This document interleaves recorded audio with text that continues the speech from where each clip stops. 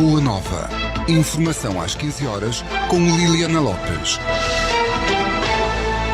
Olá, muito boa tarde, sejam bem-vindos à informação na Boa Nova, edição às 15. Vamos conhecer já os destaques desta edição de notícias, numa altura em que acontece uma conferência de imprensa resultante do Conselho de Ministros que decorreu hoje e já são conhecidas algumas medidas. Vai ser proibido circular entre concelhos no período entre 30 de outubro a 3 de novembro. Outros destaques: o município de Gouveia registra mais um óbito devido à Covid-19.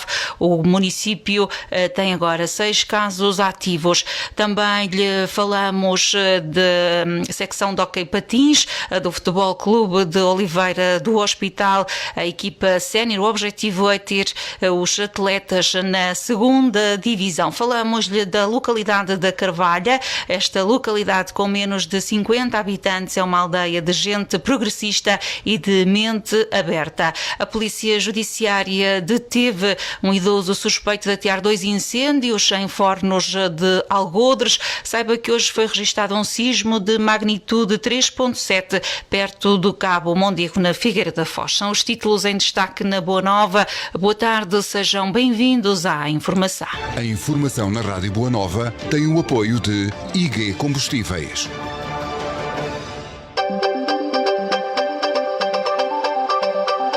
Iniciamos esta edição informativa às 3 da tarde, exatamente com a mensagem que está a ser passada a esta altura e que resultou do Conselho de Ministros desta quinta-feira. A ministra Mariana Vieira da Silva anunciou há instantes que foi aprovada a proibição de circulação entre concelhos entre a meia-noite do dia 3 de outubro e as 23h59 do dia 3 de novembro. Esta resolução implica que cada cidadão não possa circular entre concelhos como já tinha acontecido no passado. O Conselho de Ministros reconhece a necessidade de assinalar o luto e por isso acrescentou também a Ministra de Estado e da Presidência que o dia 2 de novembro será decretado como luto nacional. A Ministra de Estado e da Presidência, que há instantes deu então conta de que vai ser proibida a circulação entre concelhos entre o dia 30 de outubro às 23h59 e o dia 3 de novembro. As medidas que aqui tomamos hoje são medidas muito significativas, não apenas as que referi relativamente àqueles 3 concelhos, mas também a proibição de circulação entre concelhos para todos no fim de semana, entre sexta-feira, dia 30 e terça-feira, dia 3. E, portanto, julgo que estamos a tomar as medidas significativas com o mesmo princípio de sempre, todas as medidas necessárias e nunca medidas para além das necessárias. São então medidas significativas que estão a ser anunciadas hoje. Foi ainda aprovada uma resolução que define um conjunto de medidas especiais aplicáveis aos concelhos de Felgueiras, Lousada e Passos de Ferreira no âmbito da situação de calamidade decorrente da pandemia. Para aqueles territórios está previsto o dever de permanência no domicílio, com exceção de um conjunto de atividades que podem então ser efetuadas. O Governo determinou também que os veículos particulares podem circular na via pública desde que seja para realizar as atividades autorizadas ou para o reabastecimento em postos de combustível. Simultaneamente, todos os estabelecimentos de comércio a retalho e de prestação de serviços, bem como os que se encontram em conjuntos comerciais, encerram às 22 horas, exceto os prestadores de bens e serviços de primeira necessidade. E depois deste Conselho de Ministros foi também anunciada esta tarde a nova dispensa de cobrança de taxas moderadoras a partir de 1 de janeiro. Esta medida foi então anunciada há instantes pela Ministra da Coesão Territorial, Ana Abrunhosa. Também de referir que a Ministra da Saúde, em conferência de imprensa, anunciou que vai ser dada continuidade ao processo de dispensa de taxas moderadoras no Serviço Nacional de Saúde, após ter concretizado ao longo do presente ano a dispensa nas consultas dos cuidados de saúde primários e também nos exames complementares de diagnóstico e terapêutica prescritos no âmbito da rede de prestação de cuidados de saúde primários e realizados no mesmo âmbito. O Governo autorizou também a realização de despesa em 2020 e 2021 referente à aquisição do medicamento Veklury com a denominação comum internacional Remdesivir e que é indicado para o tratamento de doentes adultos e adolescentes com pneumonia que necessitem de oxigênio suplementar, e salienta o Executivo autorizado na União Europeia para a Covid-19. Com esta autorização, diz o Governo que fica garantida a manutenção do estoque nacional deste medicamento, sem prejuízo da ponderação dos fatores da evolução da pandemia e dos eventuais progressos na abordagem terapêutica da Covid-19. É assim este o essencial desta conferência de imprensa que ainda está a decorrer e que conta com a participação da Ministra da Saúde, também a participação da Ministra de Estado e da Presidência e ainda a Ministra da Coesão Territorial. Está proibida a circulação entre concelhos entre as 23 horas e 59 de 30 de outubro e o dia 3 de novembro. Também esta nota de que há nova dispensa de cobrança de taxas moderadoras a partir do dia 1 de janeiro. Neste dia ainda não são conhecidos os números relativos à pandemia, relativamente às últimas 24 horas. No entanto, a Ministra da Saúde, Marta Temido, indicou há instantes que o novo relatório irá dar conta de uma nova subida dos números de infecção em Portugal. O município de Gouveia informou hoje que, de acordo com o relatório distrital da Unidade Local de Saúde da Guarda, há registro de mais um óbito no concelho. Na sua página oficial do Facebook, o município adianta ainda que, relativamente ao número de casos ativos, foram identificados mais 2 casos ativos de infecção. Assim, o concelho de Gouveia, de um total de 40 casos acumulados, tem agora 6 casos ativos. Quanto ao óbitos, Gouveia registra até o momento 6 vítimas mortais. Já recuperaram da doença 28 pessoas. De acordo com a autarquia, os casos encontram-se em vigilância ativa, tendo sido adotadas todas as precauções e seguidos os protocolos estabelecidos para a sua circunscrição e isolamento, procedendo-se igualmente ao rastreamento das linhas de contágio que dele possam derivar. O município, através da sua página do Facebook, reforça o apelo para que, face à evolução da situação epidemiológica, a população siga todas as recomendações da Direção-Geral de Saúde, nomeadamente o distanciamento social, o uso de máscaras e a desinfecção das mãos, para controlar o número de casos no concelho de Gouveia. À família enlutada e aos amigos, o município endereça o profundo pesar e as mais sentidas e profundas condolências. Olhamos também para outros assuntos na Rádio Boa Nova. A equipa sénior da secção de hóquei patins do Futebol Clube de Oliveira do Hospital já iniciou os trabalhos no campeonato da 3ª Divisão Zona Norte B, com uma vitória neste arranque de época. Jorge Gouveia, diretor da secção, não esconde o desejo de ver o plantel sénior chegar à 2ª Divisão. Em entrevista à Rádio Boa Nova, Jorge Gouveia confessa que há sempre o sonho de subir de divisão e que já é a altura de ter o hóquei sénior em destaque. Declarações de Jorge Gouveia à Rádio Boa Nova, numa entrevista conduzida por Beatriz Cruz. Ficamos então com o essencial. Já é a altura de pensarmos em ter o hóquei sénior em destaque. Há sempre o sonho de subir de divisão. Aliás, o sonho está presente exatamente no início deste campeonato. O nosso objetivo é termos os atletas séniores numa 2ª divisão. E é para isso que nós estamos a trabalhar. Então, este ano fizemos uma mudança radical. Começámos por falar com todos os atletas do ano anterior, da época anterior, porque de facto era importante perceber quem é que estava disponível. Cerca de 90% dos atletas aderiram, mas conseguimos manter a espinha dorsal. Renovações, nós estamos a falar em cerca de 8 renovações. Contratações, estamos a falar em termos de atletas de 4 e depois também na área técnica também algumas contratações. Nós desafiámos a um treinador mais conceituado que nós temos no nosso clube e também se calhar um dos mais antigos, que foi o António Marques, mais conhecido por Marques. Fazia sentido tê-lo neste projeto. Juntando a ele também uma contratação, foi o António Ferraz, que é um preparador físico e um fisiologista. Juntamente com estes dois elementos, todas as seccionistas são novas e conseguimos aqui de alguma forma ter aqui sangue novo. No que diz respeito aos atletas, optámos por fazer um grande investimento e fomos contratar 3 atletas fora. São 3 atletas angolanos, um deles campeão júnior, o guarda-redes de seleção e o terceiro atleta também uma jovem promessa. Entendemos nós que, mediante esta opção, possamos ter aqui os ingredientes todos para podermos cozinhar e para se consiga ter aqui um bom plantel para trabalhar este ano.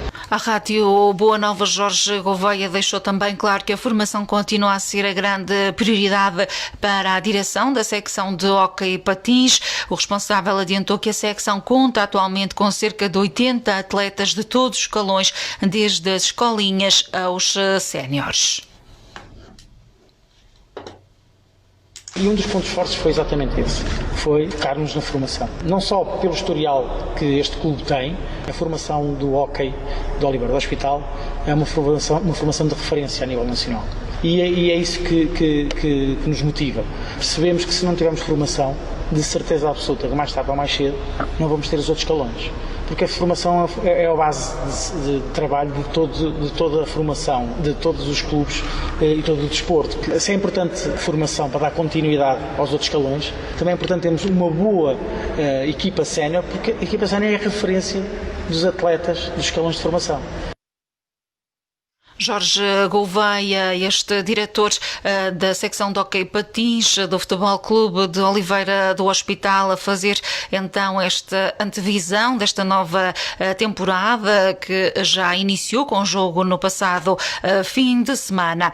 Olhamos também no que respeita ao hóquei patins, nomeadamente à secção de hóquei patins, já no seu 3º ano de atividade. A patinagem artística do Futebol Clube de Oliveira do Hospital conta com 40 atletas femininas, uma modalidade que fazia falta no concelho, tal como refere Manuel Machado, diretor desta modalidade. Segundo o responsável, as atletas, neste caso todas do sexo feminino, têm que fazer um percurso de vários níveis, conforme o escalão, e só depois de completarem esses níveis é que podem entrar em competições oficiais. A esta altura, Manuel Machado está confiante de que 5 a 10 atletas estarão a competir em 2022. Portanto, a patinagem artística está no seu 3º ano, neste momento, portanto, arrancou até com a anterior direção. Portanto, e neste momento estamos com cerca de 40 atletas, quase em todos os escalões preenchidos. Temos, inclusive, neste momento, uma atleta sénior já. Mas penso que se terá sentido que fazia falta uma modalidade que agregasse mais meninas, por assim dizer. Portanto, porque havia algumas meninas no hóquei, mas sentiu-se a necessidade de criar uma secção de patinagem, porque, se quer queiramos, quer não, a patinagem artística há mais meninas que meninos. Portanto, ainda há essa ideia, errada, mas que é mais ligada às meninas. E, efetivamente, as 40 atletas são meninas que temos. As meninas têm que fazer um percurso que vai de 7 a 9 níveis, conforme o escalão em questão. Portanto, elas têm que completar esses 7 a 9 níveis ao longo das épocas e só depois é que poderão entrar em competição, portanto, em competições oficiais. Portanto, o objetivo era este ano termos já neste final de ano meninas preparadas para competir no próximo, portanto para outubro. Agora contamos, agora isto vai se espelhar para o próximo ano, contamos no final do próximo ano, ou próxima época, já ter cerca de entre 5 a 10 meninas prontas a competir em 2022. O essencial, então, desta nova época, quer para o hóquei patins, quer para a patinagem artística, ainda sobre o momento atípico que vivemos devido à pandemia de Covid-19, Jorge Gouveia, diretor da secção de hóquei patins, reforça que a secção está a levar à risca o plano de contingência. Esta é uma entrevista maior que pode ouvir mais daqui a pouco aqui na Rádio Boa Nova, depois das 17 horas. A aldeia de da Carvalha, na União de Freguesias de Penalva d'Alva e São Sebastião da Feira, no concelho de Oliveira do Hospital, foi distinguida pela Fundação Inatel com o prémio Aldeia dos Sonhos 2020.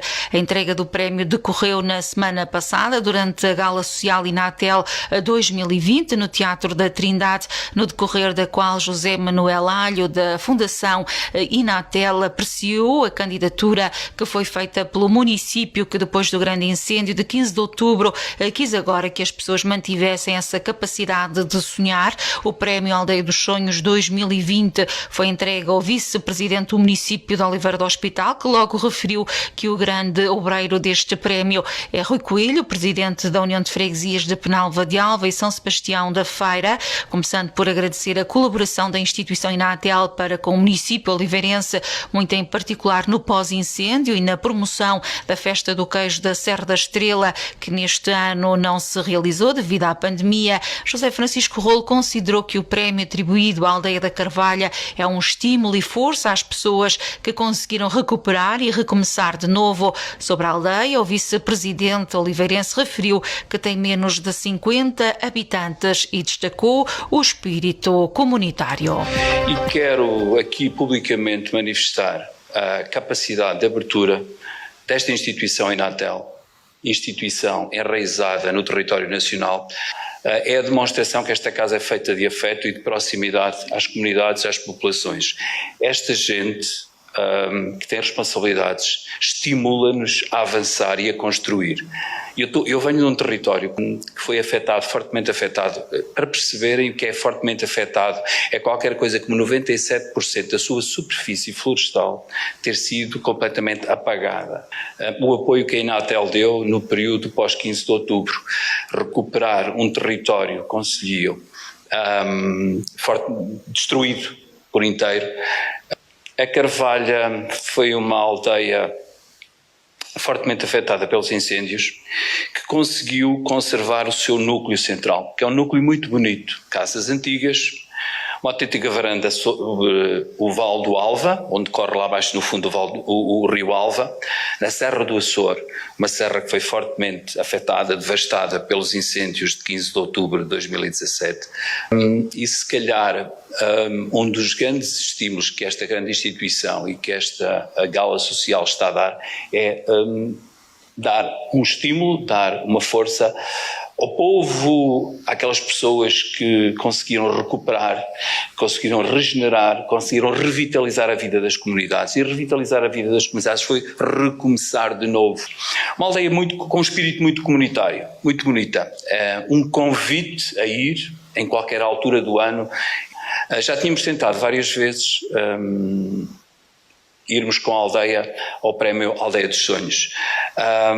Conseguimos este ano. Acho que é um prémio importante para a União de Freguesias de Penalva d'Alva e São Sebastião da Feira. É um prémio muito importante para aquela comunidade. Uma aldeia de gente progressista, de gente de mente aberta. A Aldeia da Carvalha é uma aldeia comunitária que vai vibrar com este prémio. O prémio Aldeia dos Sonhos 2020, atribuído então pela Fundação Inatel, através do projeto Aldeia dos Sonhos, a Fundação Inatel propõe-se à concretização de intenções e de desejos das pessoas que residam na Carvalha e que, segundo José Carlos Malato, apresentador desta gala social, são então os sonhos de conhecer o Gerês, o Algarve e Sintra. Recorde-se também que já em 2017 outra aldeia do município de Oliveira do Hospital, Rio de Mel, na freguesia de São Gião, foi merecedora deste prémio.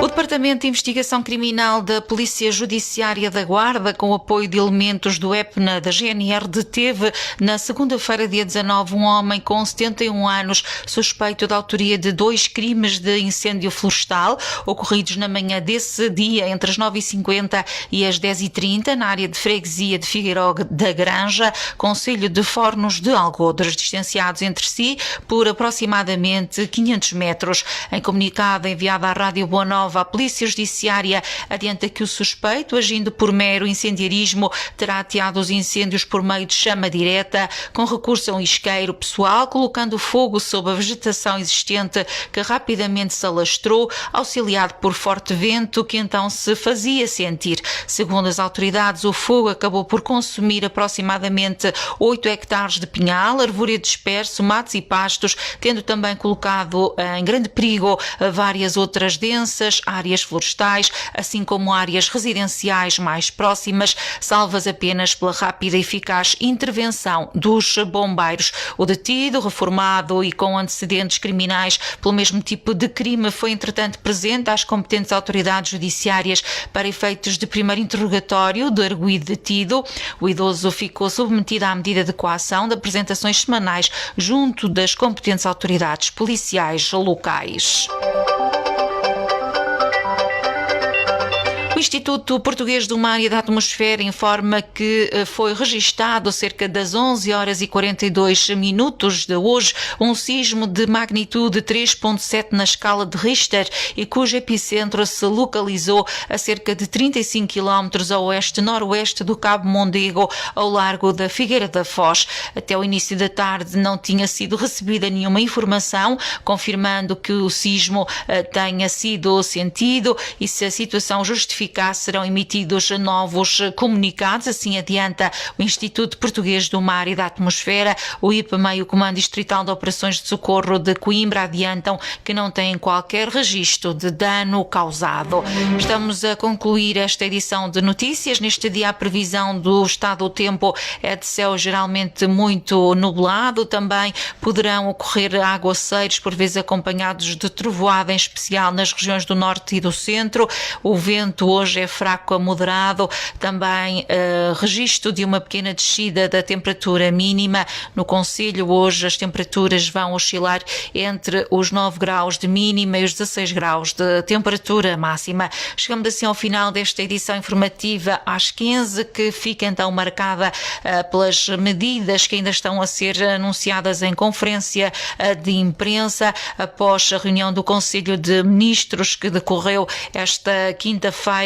Há medidas específicas para os concelhos de Felgueiras, Lousada e Passos de Ferreira, onde há então obrigação de permanência nos domicílios, exceto os casos para trabalhar, ir à escola, entre outras obrigações. É também obrigatório o teletrabalho, se tal for possível. São então medidas que resultam deste Conselho de Ministros, que também decidiu que vai ser proibida a deslocação entre concelhos entre as 0 horas do dia 30 de outubro até às 24 horas do dia 3 de novembro, e o dia 2 de novembro vai ser decretado como dia de luto nacional pelas vítimas da pandemia da Covid-19. Fechamos agora esta edição de notícias quando ainda não são conhecidos os dados do boletim epidemiológico relativo às últimas 24 horas, sendo certo de que se deverá assistir a um aumento do número de infecções, tal como já disse a Ministra da Saúde, Marta Temido. A informação de âmbito local e regional, com um olhar claro está para a situação no nosso país, volta à antena mais logo às 18 horas, numa edição da jornalista Beatriz Cruz, mas antes disso, às 16 e 17 horas, temos simultâneos de notícias com a Rádio Renascença. Boa tarde, fique desse lado. Boa Nova. Informação às 15 horas com Liliana Lopes.